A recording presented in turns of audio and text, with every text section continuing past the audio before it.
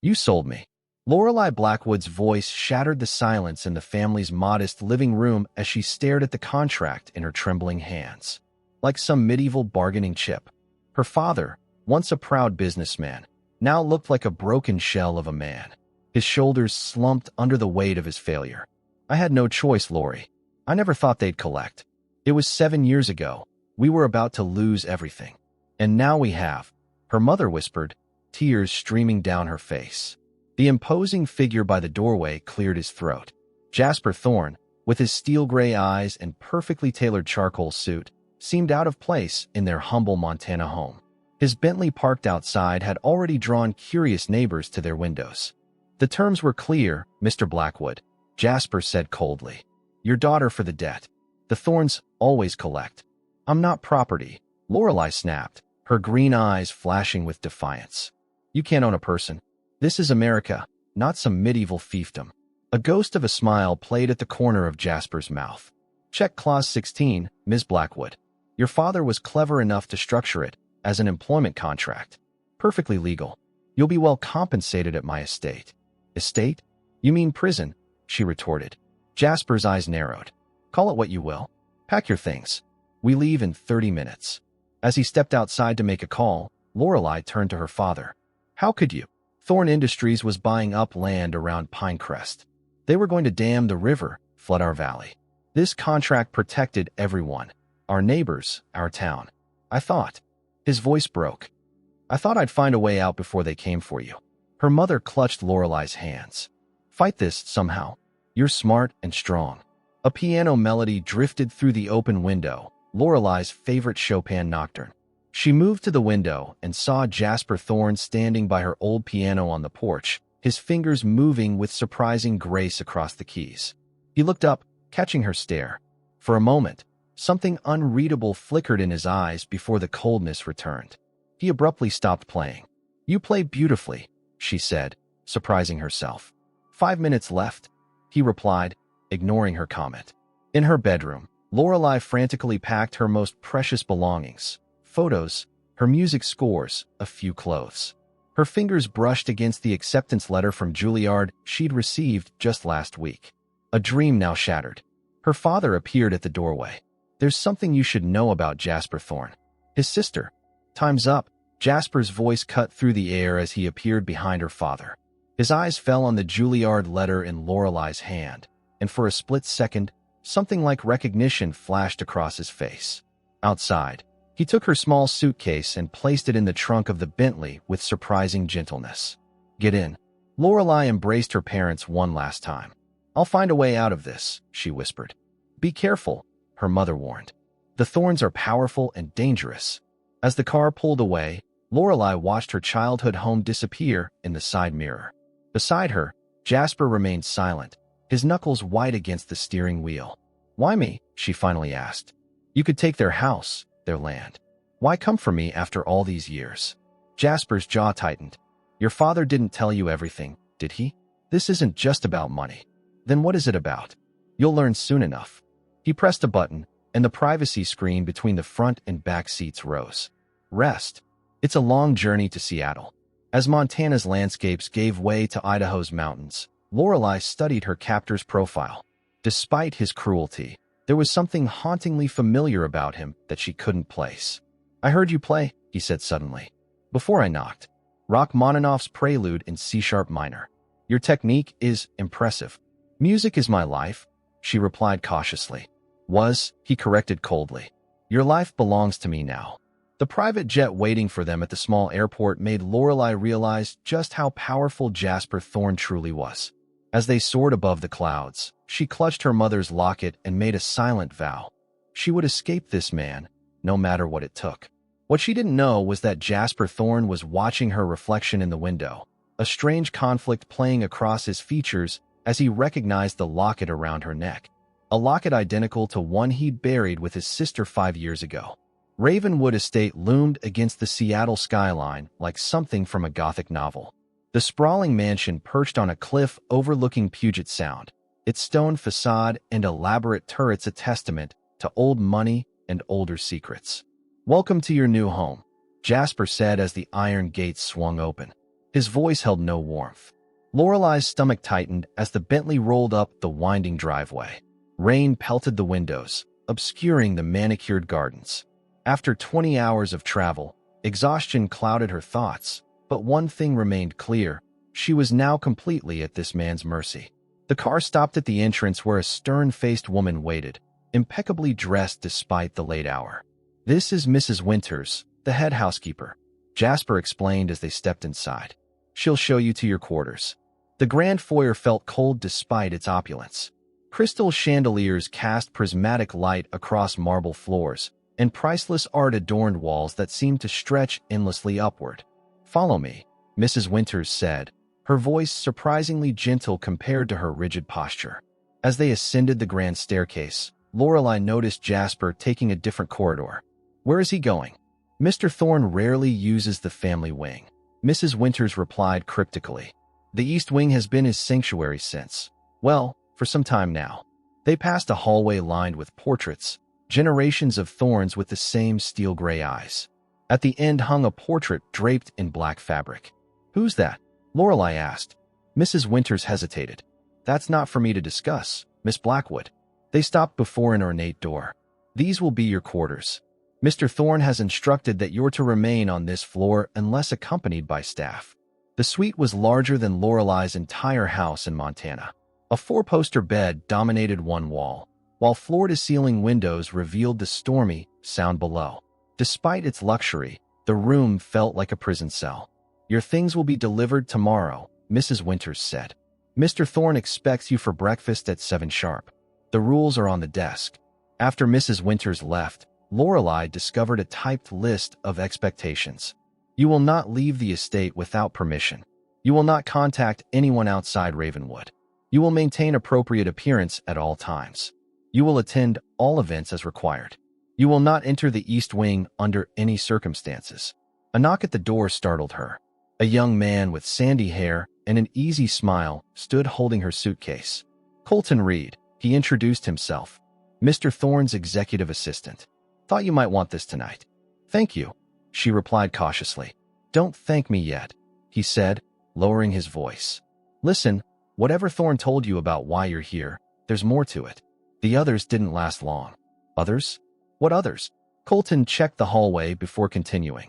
"You're not the first young woman he's brought here. None stay more than a few weeks. They either leave or—" He let the implication hang in the air. A chill ran down Lorelei's spine. "He can't keep me prisoner." "Can't he? Thorne Industries employs half of Seattle. His family practically built this city. The police commissioner plays golf with him every Sunday." Colton's smile turned sympathetic. "Just be careful. If you need anything, I'm usually around." After he left, Lorelei tried the door. It wasn't locked, but that offered little comfort. Where would she go in a strange city with no money, no phone, and a contract that legally bound her to this place? Sleep eluded her that night. The storm outside mirrored her turbulent thoughts. Around 3 a.m., she heard it, haunting piano music echoing through the halls. Following the sound, she found herself in a corridor she hadn't seen before. The music grew louder as she approached a set of double doors. Pushing them slightly ajar, she saw Jasper hunched over a magnificent grand piano, his fingers dancing across the keys with unexpected passion. The piece was Chopin, the same nocturne he'd played at her house, but this time filled with such raw emotion that it took her breath away. She must have made a sound because he suddenly stopped, his head snapping up. Their eyes met in the mirror above the piano. "I believe Rule 5 was explicit, Ms. Blackwood," he said coldly. "This isn't the East Wing." "Semantics. Return to your room." But Lorelei stood her ground. "You play beautifully, almost like you've lost someone." Something dangerous flashed in his eyes. He crossed the room with predatory grace, stopping inches from her. "Don't presume to know me. Your presence here serves a purpose, nothing more. Remember that." "What purpose?" she demanded. "Why am I really here?" Instead of answering, he gripped her arm and led her back toward her room. As they passed the draped portrait, a gust from an open window lifted the black fabric momentarily. Lorelei caught a glimpse of a young woman at a piano, her smile radiant, her eyes, unlike the typical Thorne gray, a vivid green like Lorelei's own. The next morning, breakfast was a tense affair in a dining room that could seat 30. Jasper sat at the head of the table reading financial reports while Lorelei picked at her food. A piano melody played softly from hidden speakers, the same nocturne from last night. "You'll attend a business dinner with me tomorrow," he announced without looking up. "Mrs. Winters will ensure you're appropriately dressed." "I'm not a doll you can dress up and parade around," Lorelei retorted. Jasper finally met her gaze. "No, you're not. You're something far more valuable, Miss Blackwood. And until you understand why, you'll follow my rules." Later that day, exploring the permitted areas of the mansion, Lorelei discovered a locked door unlike the others. A small brass plaque read, "Simply Music Room." When she tried the handle, Mrs. Winters appeared as if from nowhere. "That room has been closed for 5 years," the housekeeper said softly. "Since Miss Elise died." "Elise?" Mrs. Winters' eyes widened as if she'd said too much. "Mr. Thorne doesn't like us speaking of her. His sister was special, much like you, perhaps." Before Lorelei could ask more, Colton appeared at the end of the hall. "Mrs. Winters, Mr. Thorne needs you in his study." His eyes met Lorelei's with an unspoken warning. That night, lying in bed, Lorelei pieced together the fragments she'd gathered. A dead sister, a forbidden music room, a contract that brought her here after 7 years, and Jasper Thorne, a man whose cruelty seemed to mask something deeper, something that resonated in every note he played in the darkness. Tomorrow she would begin looking for a way out. But first, she needed to understand what connected her to the ghosts that haunted Ravenwood Estate. 3 weeks into her captivity at Ravenwood Estate, Lorelei found herself settling into an uneasy routine. Each morning, she breakfasted alone while Jasper was already at work. Each afternoon, she explored the permitted areas of the mansion, always feeling watched. Each evening, she endured stilted dinners with her captor, his cold eyes rarely meeting hers. Tonight was different. Voices echoed from the grand dining room as Mrs. Winters led her toward its ornate doors. "Mr. Thorne is hosting the executive board," the housekeeper explained, adjusting Lorelei's burgundy dress, one of many that had mysteriously appeared in her closet.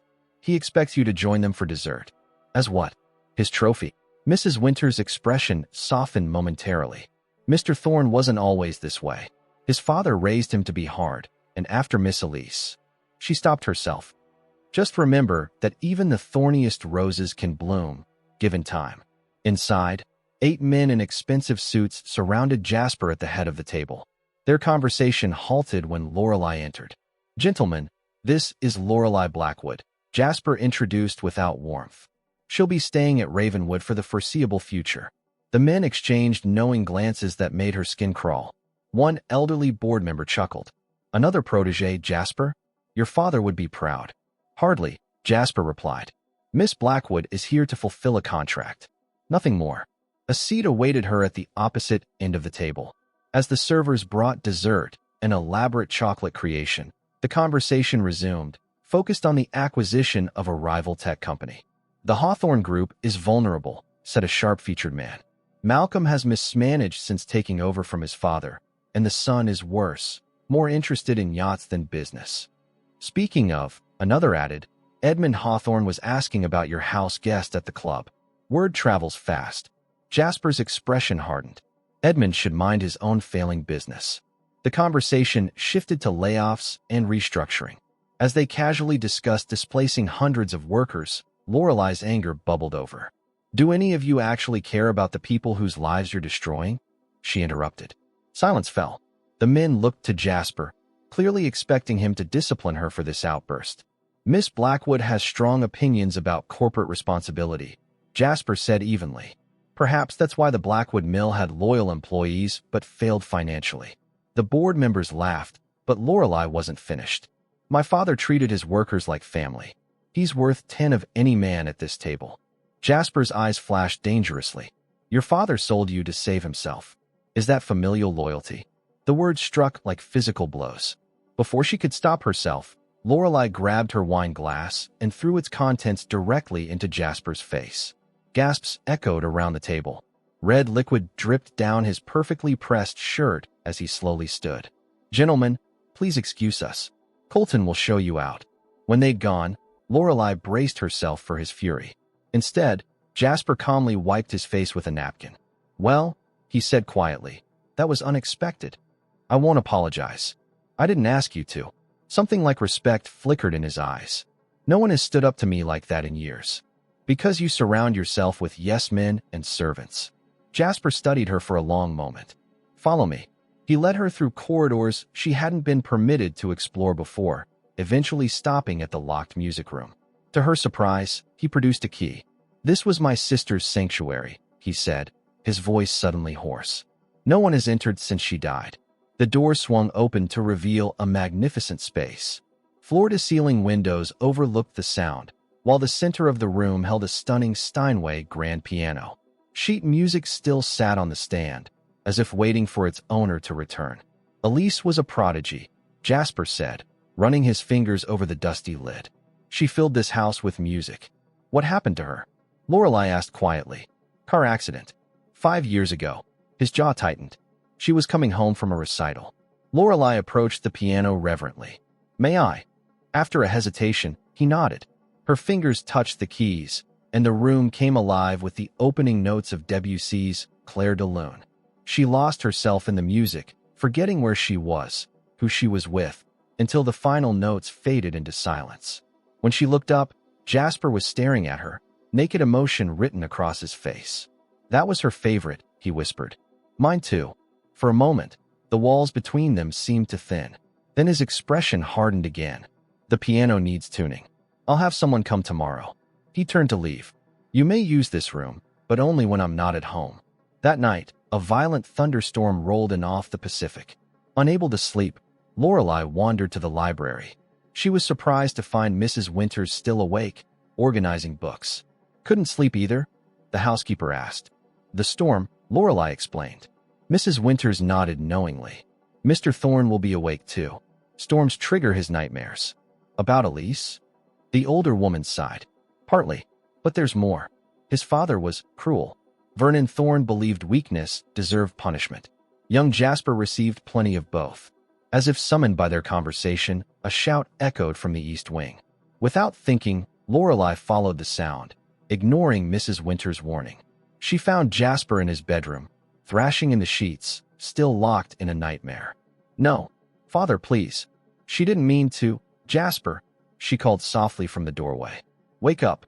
His eyes flew open, wild with terror before recognition dawned. What are you doing here? You were having a nightmare. He sat up, running a hand through his disheveled hair. In the lightning flashes, she could see scars on his bare torso, old, silvery marks that spoke of childhood suffering. Get out, he ordered, but his voice lacked conviction. Instead, Lorelei crossed to the piano in the corner of his room, smaller than the one in the music room, but obviously well used. My mother used to play for me during storms, she explained, beginning a gentle Brahms lullaby. Jasper watched her, his guard momentarily down. When she finished, he spoke so quietly she almost missed it. My father would lock Elise in the cellar when she played during his business meetings. He said music was a distraction from success. Yet you play. My one rebellion. A bitter smile twisted his lips. One he beat out of me eventually. But you still play at night, she observed. I've heard you. Some ghosts never rest. He looked at her with sudden intensity. Why aren't you afraid of me, Lorelei? You should be. It was the first time he'd used her first name. I fear what you can do, not who you are. You don't know who I am. I'm beginning to. Morning found them both asleep. Jasper in his bed, Lorelei curled in the window seat, where she'd continued playing until his demons retreated. When she woke, he was watching her. You're the first person to enter this room in 5 years, he said. I broke the rules. Yes. He studied her thoughtfully. Perhaps some rules are meant to be broken. As she left to return to her room, Colton Reed emerged from a nearby doorway, his expression darkening when he saw her exiting Jasper's quarters. Behind him, through the partially open door, she glimpsed what appeared to be surveillance monitors. Careful, Miss Blackwood, Colton warned when Jasper was out of earshot. Getting close to him is dangerous. Ask his sister. The veiled threat stayed with her all day. That evening, she found a note slipped under her door. Meet me in the garden at midnight. I have information about why you're really here. See. Outside her window, storm clouds gathered once more over Puget Sound. The garden at Ravenwood Estate was a maze of manicured hedges and stone pathways. Under the moonlight, Rose bushes cast twisted shadows that seemed to reach for Lorelei as she made her way to the central fountain. Rain threatened overhead, but had not yet fallen. Colton was already waiting, his usual confident demeanor replaced by nervous vigilance. He startled when she approached. "You came," he whispered. "We don't have much time. The security cameras have a blind spot here, but Thorne checks the footage personally. What information do you have?" Lorelei asked, cutting to the chase. Colton glanced over his shoulder. "Thorne didn't bring you here because of your father's debt. That's just the excuse. It's about Elise." "His sister? What does she have to do with me?" "Everything. You look like her. You play like her." A crack of thunder interrupted him. Lorelei felt the first raindrops on her face. "I've seen things in his private files," Colton continued. "Photographs of your mother with Elise. They knew each other. Your mother was Elise's piano teacher before." The flash of headlights across the garden stopped him mid-sentence. "Someone's coming. Meet me tomorrow, same time. I'll bring proof." He disappeared into the shadows just as a black Mercedes pulled up the driveway. Through the rain, Lorelei could make out Jasper exiting the car. She ducked behind a hedge, but his gaze swept the garden as if sensing her presence. When she finally returned to her room, soaked and confused, a note waited on her pillow. "The garden is not safe at night, especially in storms. J. Morning arrived with unexpected news. Mr. Thorne requests your presence for today's piano tuning," Mrs. Winters announced while delivering breakfast. The music room looked different in daylight. Dust motes danced in sunbeams, and for the first time, Lorelei noticed photographs on the walls, Elise at various recitals, always smiling. In one corner stood a violin case, untouched for years. Jasper was already there with an elderly piano tuner who worked meticulously on the Steinway. "Mr. Abernathy has tuned our pianos for 30 years, Jasper explained. "He taught Elise her first notes." The old man looked up at Lorelei and froze. "Good heavens," he whispered. "The resemblance is extraordinary." Jasper's jaw tightened. "Focus on the piano, please." While Mr. Abernathy worked, Lorelei examined the sheet music scattered around the room. Something about it felt familiar, the notations in the margins, the specific pieces chosen. "Your sister had excellent taste," she commented. Jasper's expression softened almost imperceptibly. She saw beauty where others saw only notes. When the tuning was complete, Mr. Abernathy asked Lorelei to play. Under the watchful eyes of both men, she chose Chopin's Raindrop Prelude. Her fingers found the keys as naturally as breathing, but halfway through, she noticed something strange. Jasper was silently mouthing the chord progressions, his hands subtly mimicking her fingering. After Abernathy left, Jasper remained by the window, looking out over the sound. "You play it exactly as she did," he said quietly. "Who taught you piano?" Lorelei asked. "No one. I taught myself by watching Elise." A hint of pride crept into his voice. "She never knew. Our father forbade me from wasting time on music. Yet you still play. Some rebellions never die." For a moment, he seemed almost human. "The dinner party is at 7. Wear the blue dress." The dinner was for Seattle's elite, tech moguls, politicians, old money. Lorelei felt eyes on her as Jasper introduced her simply as "my guest." Most were too polite to question further, but their meaningful glances spoke volumes. Midway through the evening, a handsome man in his 30s approached. Something in his confident swagger put Lorelei on edge. Edmund Hawthorne. He introduced himself with a too-wide smile. "Jasper's been keeping you all to himself. Very selfish of him." Lorelei Blackwood. Blackwood, from that little lumber town in Montana. His eyebrows raised. "How fascinating. What brings you to Thorne's lair?" Before she could answer, Jasper materialized beside her, his hand possessively at the small of her back. "Edmund, I see you're bothering my guests now. Just making conversation with the lovely Ms. Blackwood." Edmund's smile never reached his eyes. "We Hawthorns always appreciate beauty, and then destroy it," Jasper replied coldly. "Excuse us." He guided Lorelei away, his touch lingering longer than necessary. "Stay away from him," he murmured against her ear. "The Hawthorns are dangerous." "Unlike the Thorns?" she challenged. His eyes met hers with unexpected intensity. "We're dangerous in different ways." Later, as guests mingled after dinner, Jasper was called away to handle a business emergency. Left alone, Lorelei wandered to a small balcony overlooking the gardens. The night air felt cleansing after hours of forced smiles. Not enjoying the party, Edmund's voice made her jump. He stood in the doorway, blocking her exit. Just getting some air. He moved closer. You're not what I expected. Thorne usually favors empty-headed models, not. His eyes raked over her. Substance.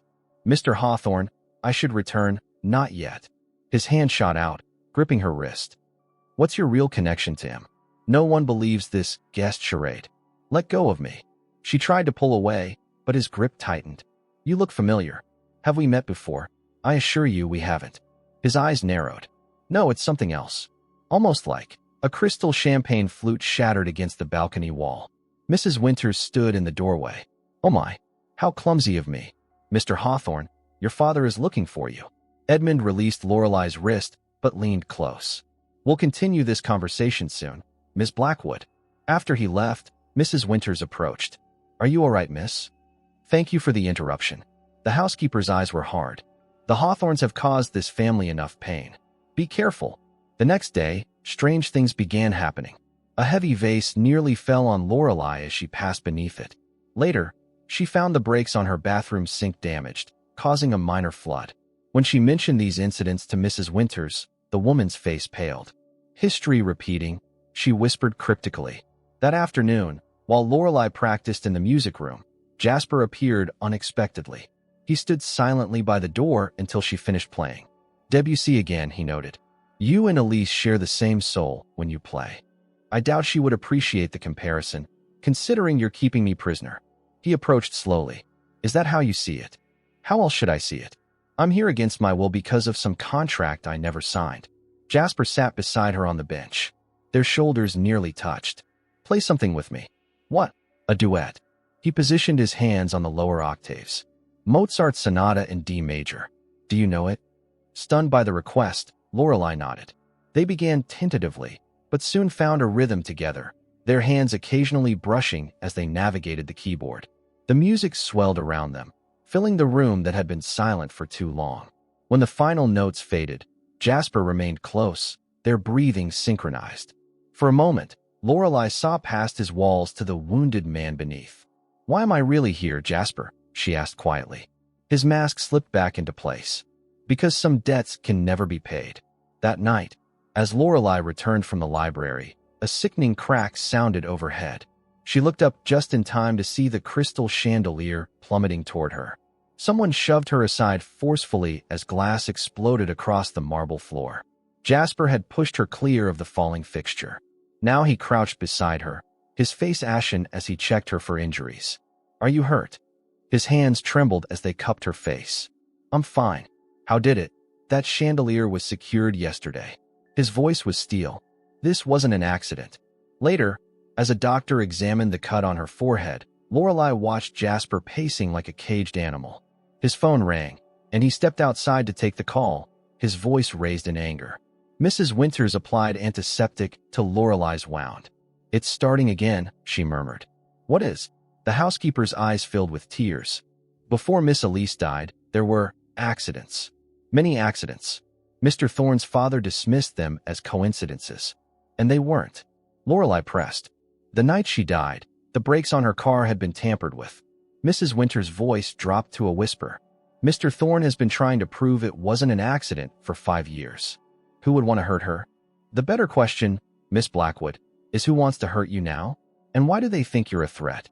2 guards now patrolled Ravenwood Estate's corridors at night. Security cameras had been installed in every hallway, and Jasper had forbidden Lorelei from wandering alone. The once prison now felt like a fortress, though whether to keep threats out or her in, she couldn't tell. A week after the chandelier incident, Lorelei found herself alone in the music room. Outside, autumn rain lashed against the windows, turning the sound into a churning mass of gray. Her fingers wandered over the keys, playing fragments of melodies that matched her troubled thoughts. The room had become her sanctuary. Each day, she discovered more pieces of Elise's life. Sheet music with personal notations, concert programs carefully preserved, photographs of a smiling young woman who shared Lorelei's green eyes and chestnut hair. Today, she noticed something new. A loose floorboard beneath the piano pedals shifted when she pressed down. Curious, she knelt and pried it up, revealing a small hollow space. Inside lay a velvet pouch and a leather-bound journal. Her heart racing, Lorelei extracted them. The pouch contained an antique silver locket with intricate engravings, identical to the one her mother had given her on her 16th birthday. Inside were two photographs, a young Elise and a woman Lorelei recognized instantly. "Mom?" she whispered in disbelief. The journal was filled with Elise's flowing handwriting. Lorelei flipped through the pages, her eyes catching phrases. "Lesson with Catherine today, and Mrs. Blackwood says my crescendos are improving, and Father forbade the lessons, but Catherine promised to continue secretly." The last entry, dated just days before Elise's death, sent chills down Lorelei's spine. "Catherine's daughter plays even more beautifully than she does.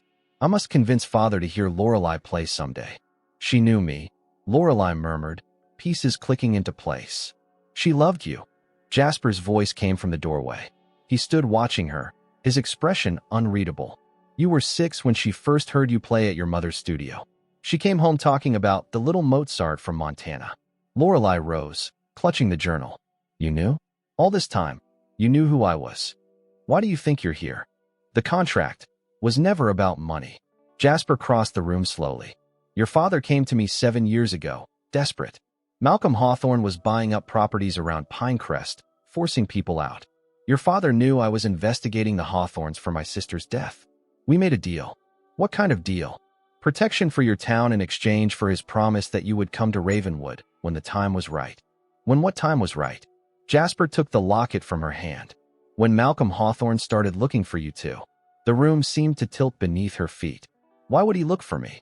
"Because your mother witnessed something the night before Elise died. Something that implicated the Hawthornes." Jasper's voice grew tight. 2 days after the funeral, Catherine Blackwood disappeared from Seattle. The police found her car abandoned at the Canadian border. "But my mother never disappeared," Lorelei protested. "She's been with us in Montana my whole life." "Has she?" Jasper's eyes held hers.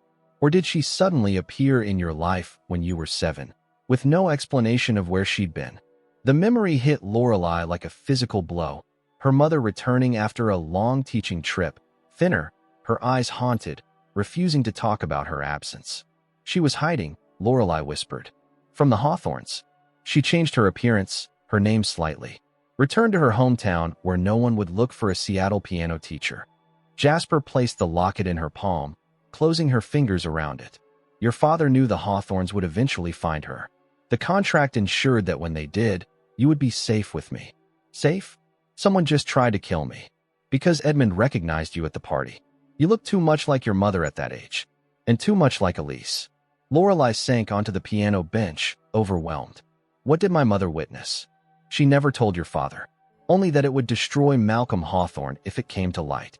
Jasper sat beside her. "All these years, I've been looking for that evidence. And you think I have it?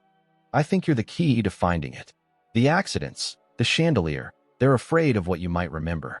Lorelei's mind raced backward through childhood memories. Her mother teaching her Debussy, always the same pieces Elise had played. The locked cabinet in their living room that her mother checked obsessively. The strange men who sometimes drove past their house, causing her mother to draw the curtains in panic. "Why didn't you tell me this from the beginning?" she demanded. "Would you have believed me? That your life in Montana was built on lies? That your mother's life depends on secrets she's kept for 15 years? His voice softened. "I needed you to find the truth yourself. By keeping me prisoner? By treating me like property? By keeping you alive?" Jasper's mask slipped, revealing raw emotion. "I couldn't save Elise. I won't fail you too." The intimacy of his declaration hung between them. For the first time, Lorelei saw past the cruel billionaire to the broken man beneath, a boy who couldn't protect his sister, a man haunted by her ghost. "I'm not Elise," she said gently. "No, you're stronger." His hand found hers on the piano keys. "She would have liked that about you." A soft knock interrupted them. Mrs. Winters stood in the doorway, her face ashen. "Mr. Thorne, there's been a break-in at the Montana property. Mr. Blackwood has been taken to the hospital." "Dad." Lorelei stood, panic rising. "What happened?" "Home invasion," Mrs. Winters replied. "Your mother wasn't there." Jasper was already on his phone, issuing rapid instructions. "Prepare the jet," he ordered. "And double security here.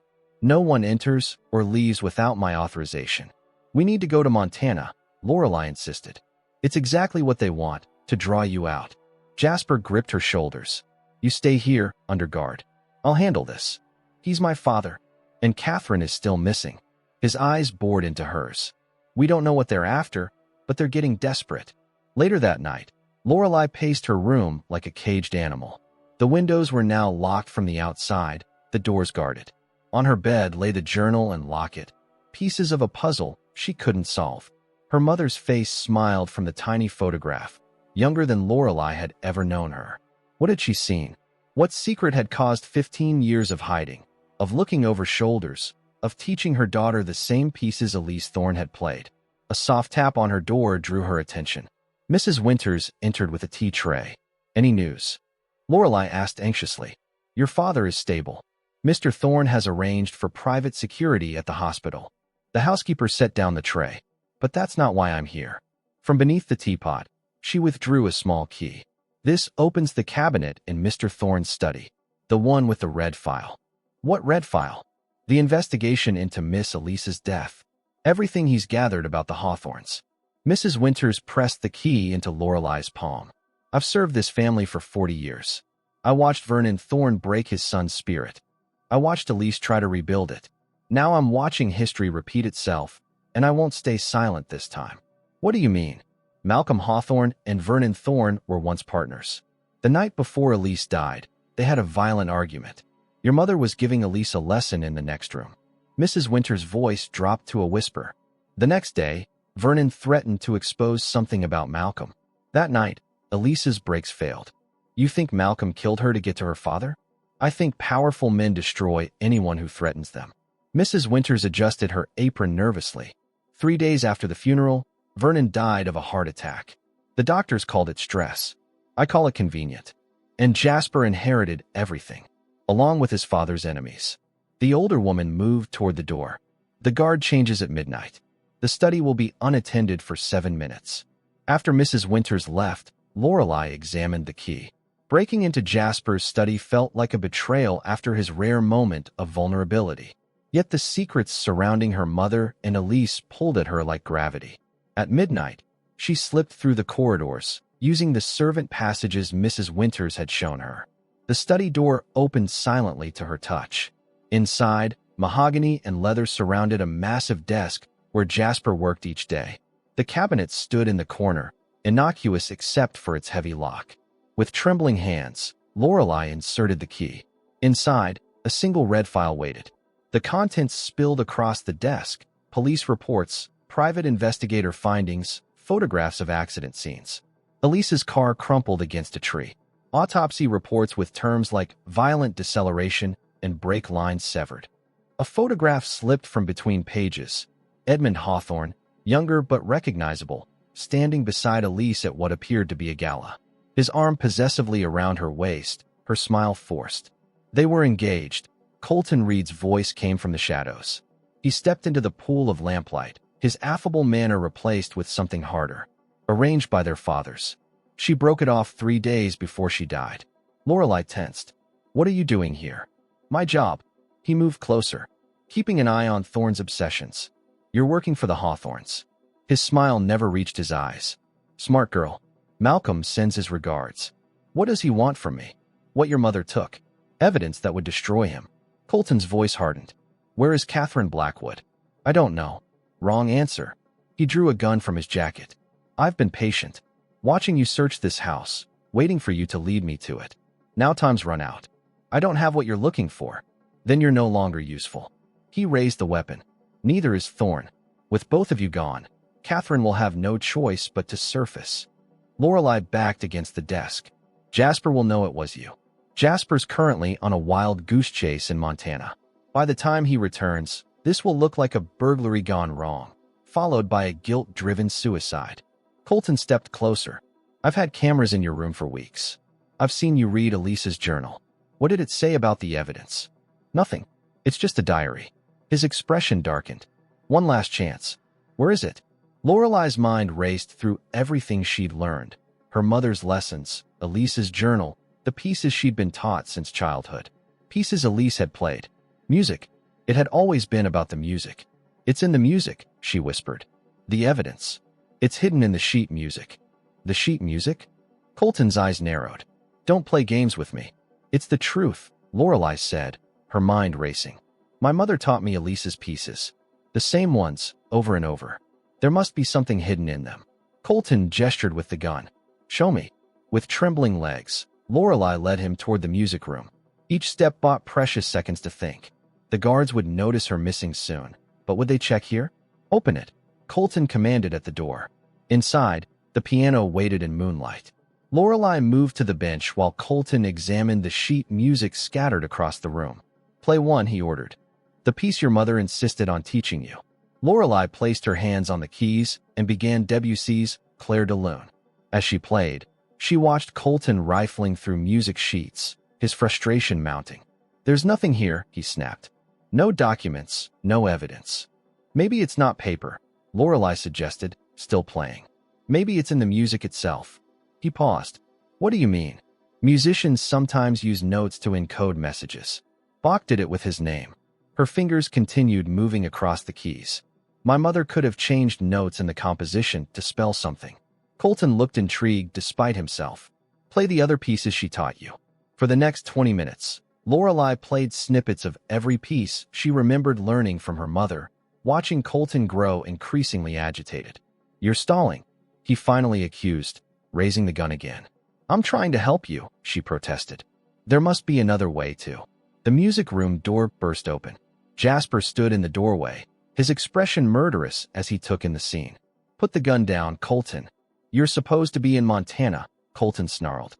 I never left. I suspected a trap. Jasper stepped forward. I've known about your connection to Malcolm for months. I just needed proof. Then you know I won't hesitate to shoot her. Colton grabbed Lorelai, pressing the gun to her temple.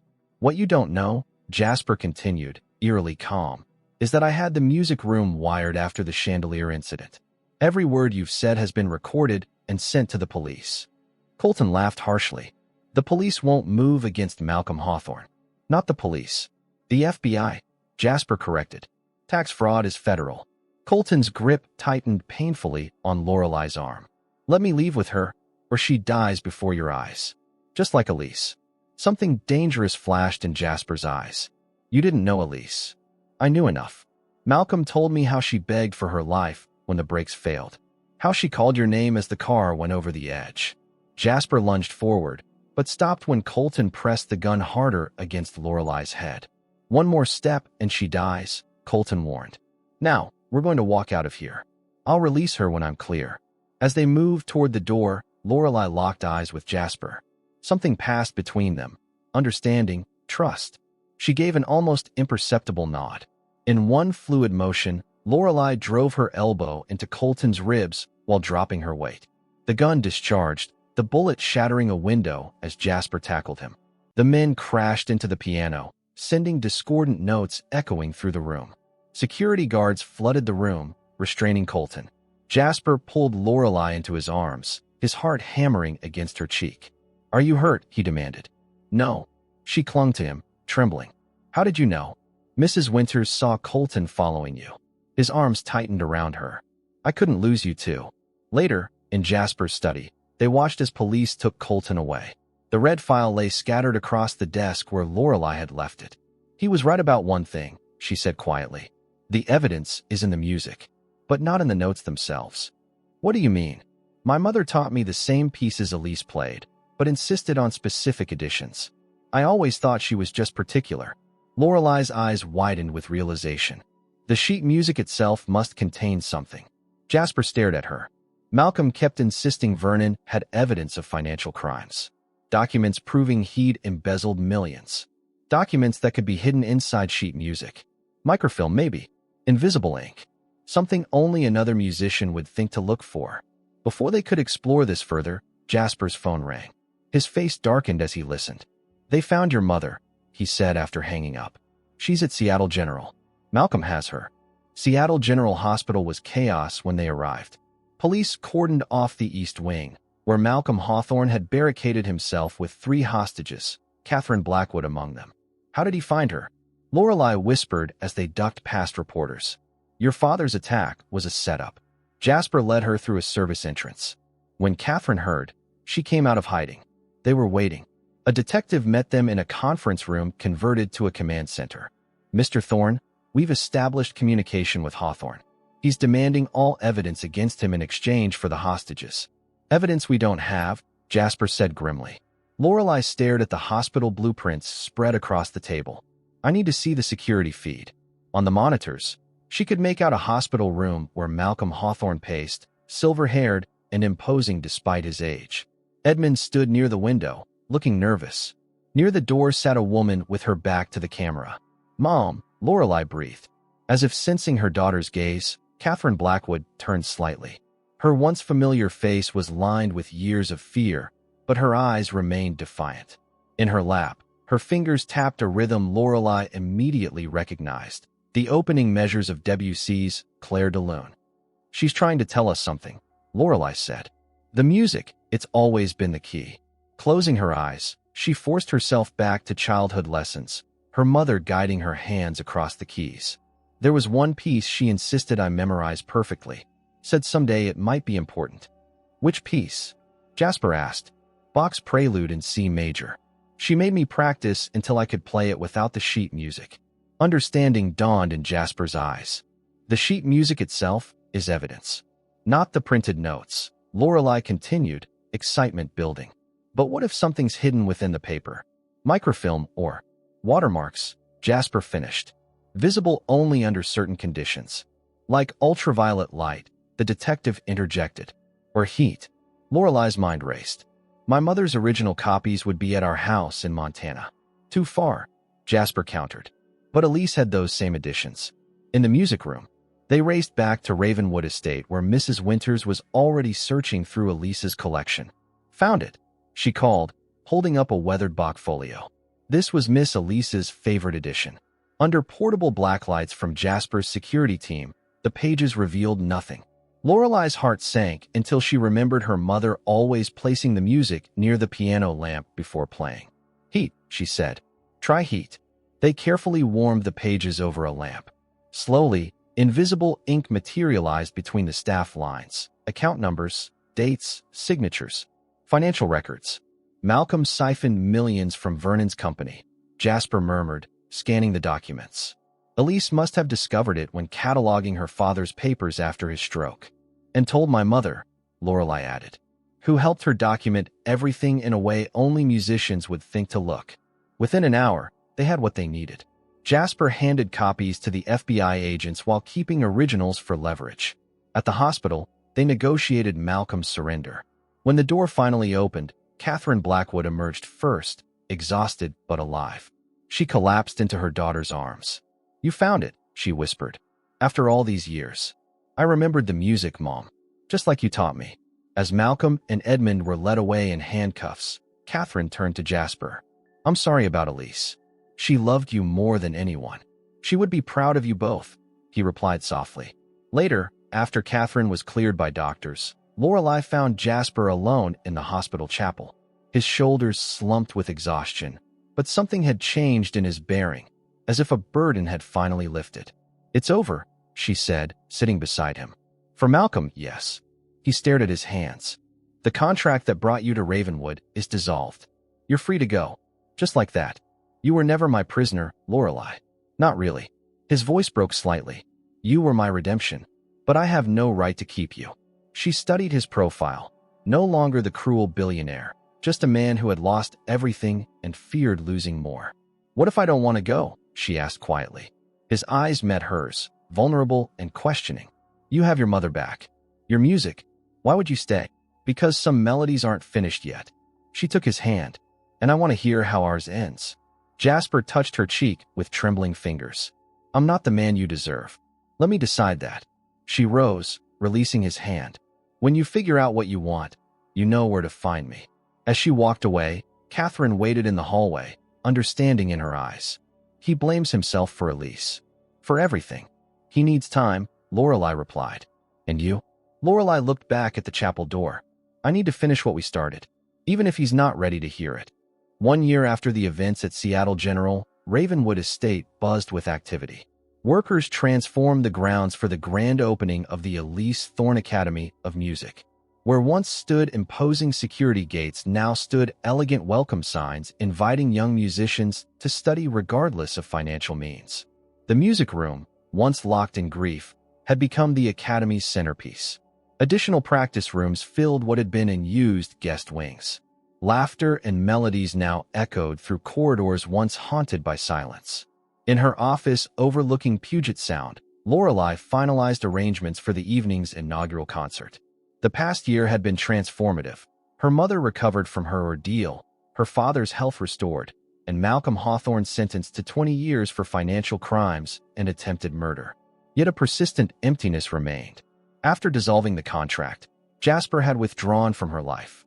He funded the Academy generously, but managed everything through intermediaries. The last she'd heard, he'd relocated to his New York office. "Everything's ready for tonight," Mrs. Winters said, entering with a clipboard. The housekeeper, now Academy administrator, smiled warmly. "The first students arrive tomorrow." "Thank you." Lorelei glanced at the program for the evening's performance.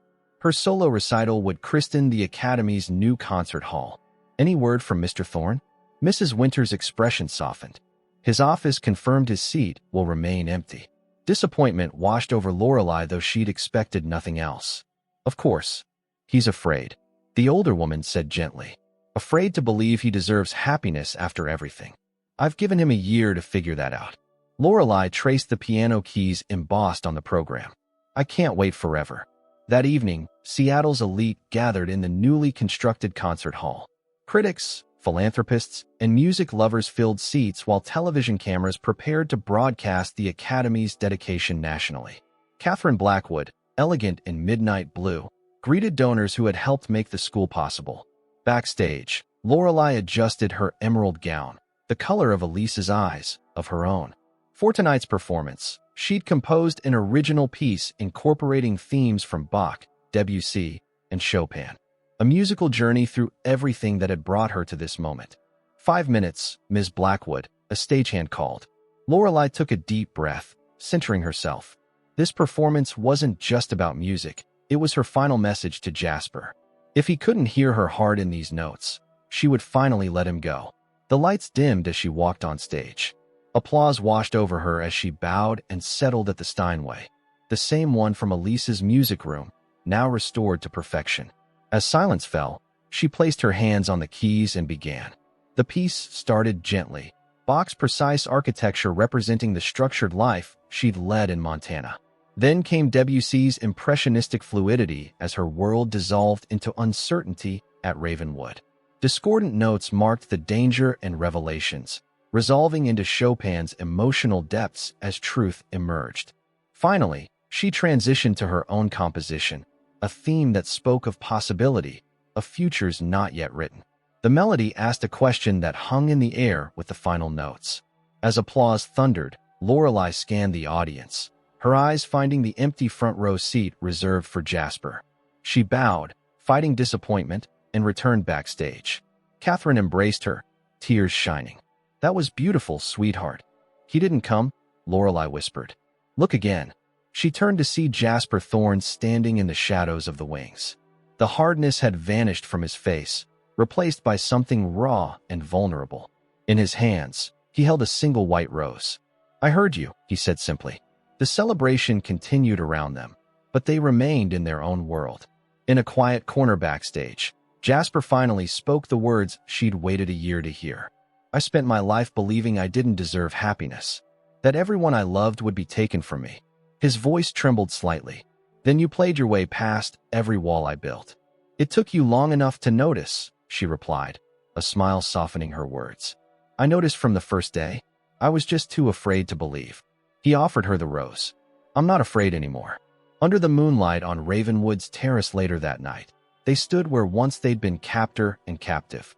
Now they faced each other as equals, their path forward unwritten.